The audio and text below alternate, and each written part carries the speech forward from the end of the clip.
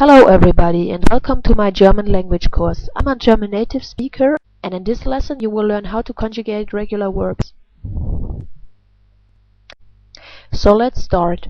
From my last lesson you know the personal pronouns already.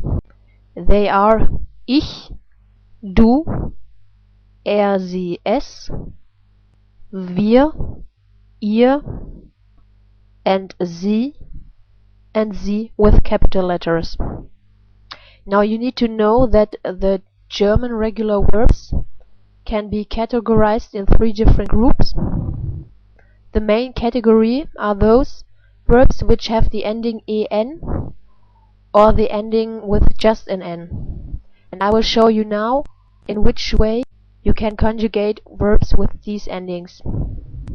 So here you see these are the endings which you can put after the word stem of each verb.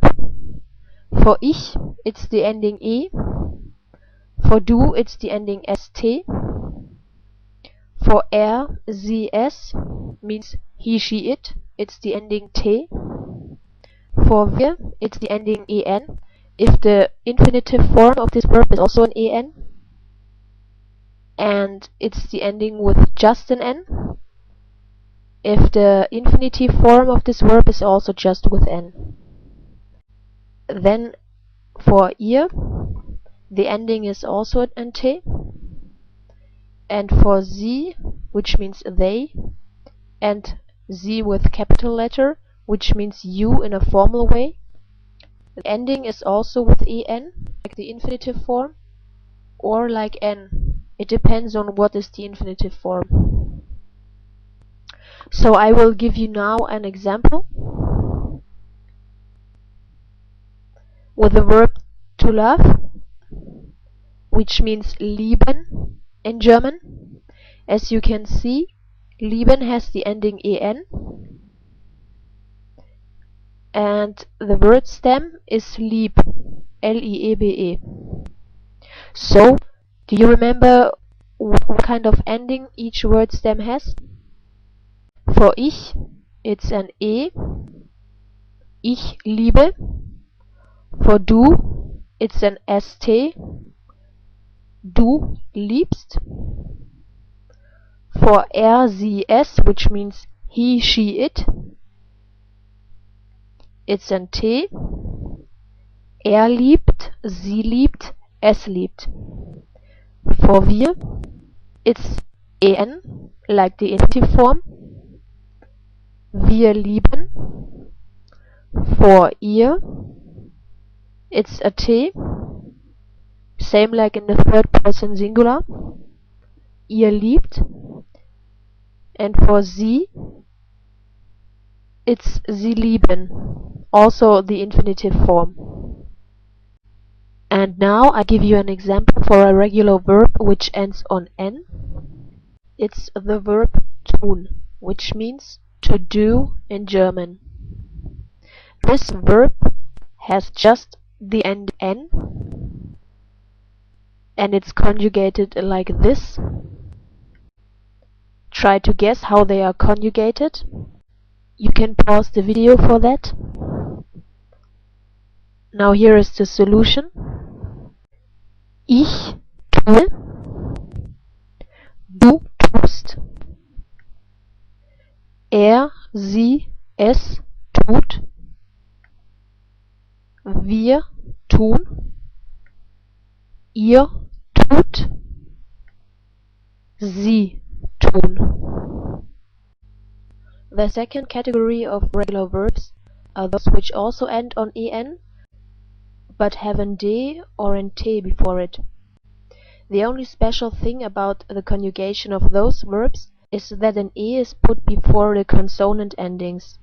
Like here, the s is a consonant, therefore the e is put in front of the s, and here also in front of the t, because the t is also a consonant. Then here the en, and here the e, these are vowels, and therefore it's not necessary to put another vowel before it. So here is an example for a verb which ends on en but has a d before it.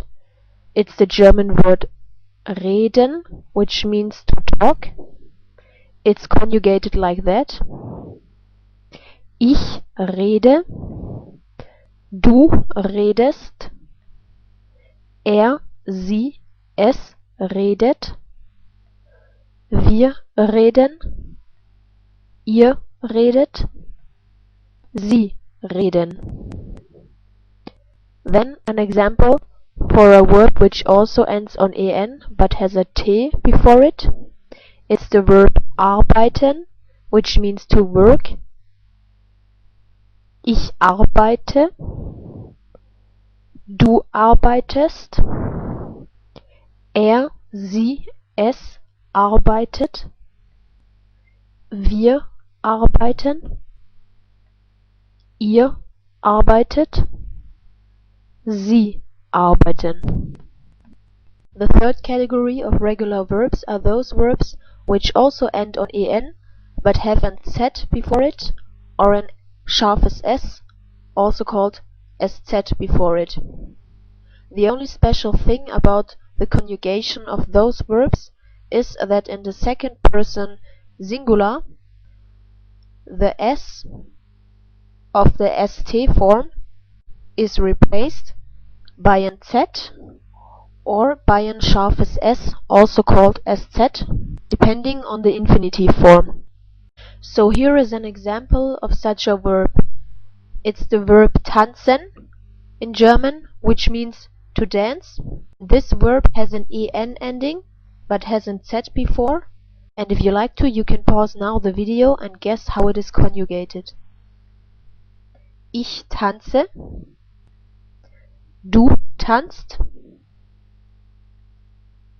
er, sie, es tanzt, wir tanzen, ihr tanzt, sie tanzen.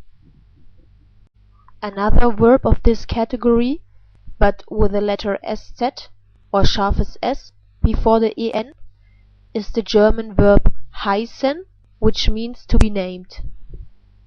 You can also try to guess how it is conjugated by pausing the video now. Ich heiße, du heißt, er, sie, es heißt, wir heißen, ihr heißt, sie heißen. So I hope I could help you, and I wish you viel Glück, viel Spaß und tschüss.